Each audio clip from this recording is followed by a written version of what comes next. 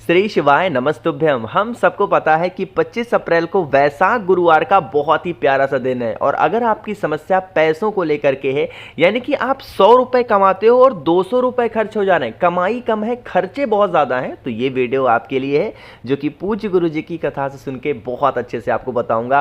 वैशाख महीने के गुरुवार पे हम सभी लोगों को 41 चने की दाल का उपाय ज़रूर करना चाहिए। ठीक है, ये उपाय कहाँ पे करना है, कैसे करना है, इन सभी की बात करेंगे, तो वीडियो को पूरा देखिएगा। ठीक है ना, चलो समझने की कोशिश करते हैं इस उपाय को।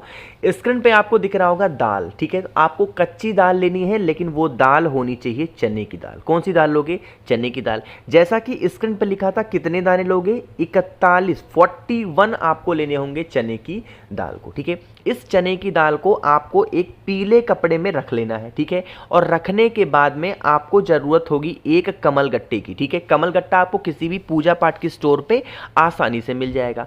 फिर एक तांबे का लोटा लेंगे, उस तांबे के लोटे में जल भरेंगे और एक कमल गट्टे को, अब धन संपदा का उपाय है तो कमल गट्टे का इस्तेमाल जरूर करना होगा, तो उस एक कमल गट्टे को इसी जल के अंदर डाल देंगे और पहुंच जाएंगे भोले शंकर के शिवलिंग के पास में। ठीक है, यहां पे मेरी जो बात होगी बहुत ही ध्यान से सुनिएगा।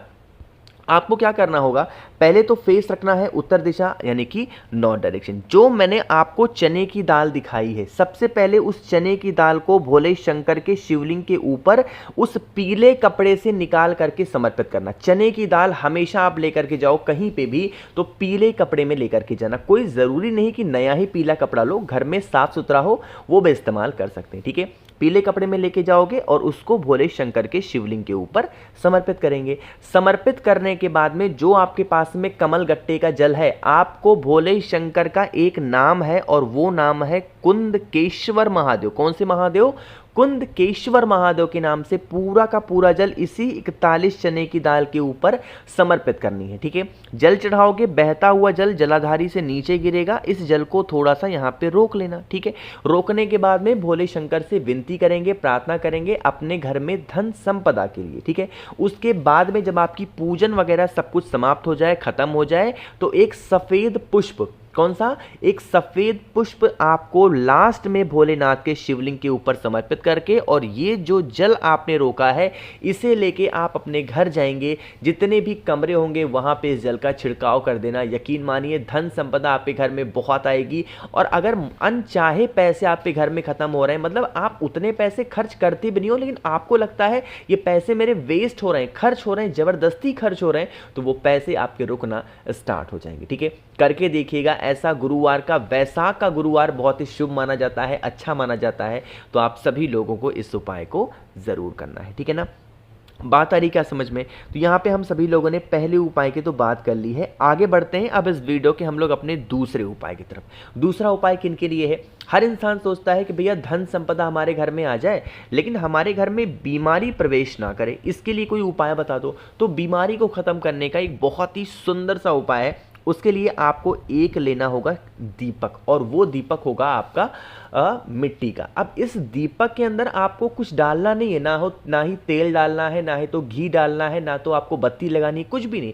ऐसे सादा का सादा दीपक लेना। ठीक है, इसके साथ साथ आपको एक बेलपत्र लेनी होगी, बहुत ही प्यारी सी सुंदर सी। ठीक है, बेलपत्र भी ले लिया। बेलपत्र के बाद में 7 चने की दाल लेंगे। कितने लेंगे? सिर्फ और सिर्फ 7 चने की दाल लेंगे, और साथ ही साथ आपको 7 गुड़ के टुकड़े भी लेने होंगे। गुड़ के टुकड़े यहाँ पे आपको तो बहुत बड़े बड़े दिख रहे हैं, इतने बड़े नहीं लेने हैं, बहुत ही छोटे छोटे गुड़ के टुकड़े लेंगे और पहुंच जाएंगे भोले शंकर के शिवलिंग के पास में। यहीं पे सारा स्टार्ट होता है तरीका, उस चीज को सुनिएगा। आपको वहां पर पहुंच करके जो भी पूजन पाठ करनी हो तो आपके ऊपर डिपेंड करता है, सब कुछ कर लेना।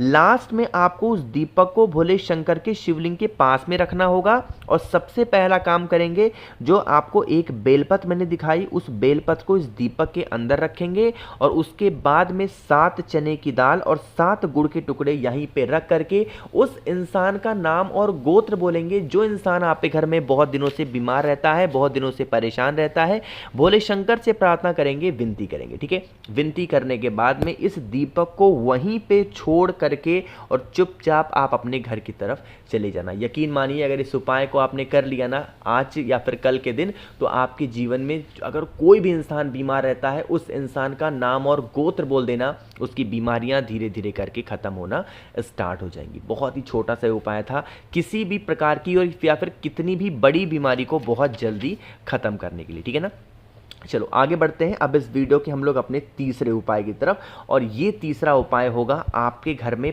पैसों की बरकत को लाने के लिए, बढ़ोतरी करने के लिए ना, कि भैया हमारे घर में पैसे नहीं टिकते हैं, हम लोग क्या करें, बहुत कमाई है बट हमारे घर में कुछ अटता ही नहीं है, कर्जे में ही डूबे जा रहे हैं। उसके लिए आपको मात्र एक बेलपत्र लेनी होगी, बहुत ही प्यारी सी सुंदर सी। ठीक है, बेलपत्र लेना। आप, मुझे पूरी उम्मीद है कि आप सभी लोगों के घरों में लाल चंदन होगा ही होगा। अरे होगा कि नहीं होगा। लाल चंदन से उस एक बेलपत्र पे यहां पर मैं आपको लिख रहा हूं एक शब्द, और वो शब्द है श्री। क्या लिखना है आपको? श्री। फिर से बोल रहा हूं, स्क्रीन पे लिख भी दिया मैंने, श्री आपको उस एक बेलपत्र के बड़े वाले पत्ते पे लिखना होगा। ठीक है, लिख दिया। उसके बाद में एक तांबे का लोटा लेंगे, उस तांबे के लोटे में जल भरेंगे और पहुंच जाएंगे भोले शंकर के शिवलिंग के पास में। अब जो बताऊंगा उस बात को बहुत ध्यान से सुनेंगे। हम सबको पता है महादेव का पूरा परिवार शिवलिंग के ऊपर ही विराजमान है, पता है आपको। सबसे पहला काम करेंगे, उस श्री वाली बेलपत्र को भोले शंकर के शिवलिंग के ऊपर रख करके उठा लेंगे। छोड़ना नहीं है, रख करके, बस एक बार रख करके आपको वहां से उठा लेना। दूसरा, वही बेलपत्र आपको फिर से माता अशोक सुंदरी वाले स्थान पे आपको रख करके उठा लेना। अब जो तीसरी जगह होगी, वो तीसरी जगह होती है ये, जिसको हम लोग बोलते हैं माता का हस्तकमल या फिर कटी भाग।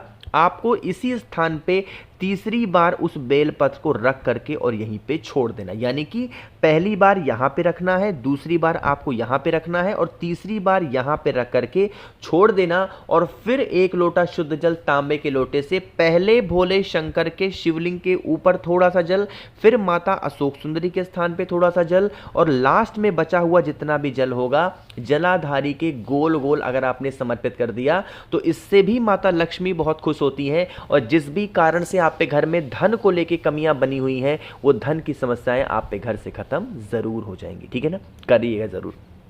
तो यहाँ पे हम लोगों ने 3 उपाय की तो बात कर ली है।